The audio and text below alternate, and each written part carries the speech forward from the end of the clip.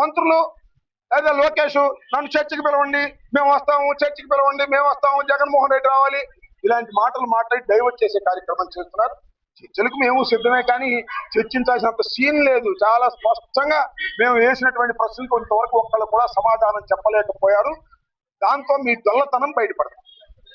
మేము ఈ మూవ్మెంట్ చేసిన తర్వాత, ఈ ప్రజా ఉద్యమాన్ని నిర్వహించిన తర్వాత టెంట్లేస్తే రాష్ట్రంలో చాలా చోట్ల పోలీసు వారు టెంట్లు పీకారు. పోలీసు వారు పీకారు, తెలుగుదేశం వాళ్ళు వచ్చి పీకి గోడుగుడ్లు వేశారు. గాంధీ పద్ధతుల్లో నిరాహార దీక్ష శిబిరాలని నిర్వహిస్తుంటే ఎందుకు మీకు అంత కడుపుకుంట? ఎందుకు టెంట్లు పీకేటటువంటి కార్యక్రమం చేశారు? ఎందుకు టెంట్ల మీద దాడులు చేశారు? ఎంత కోడిగుడ్లు వేశారు?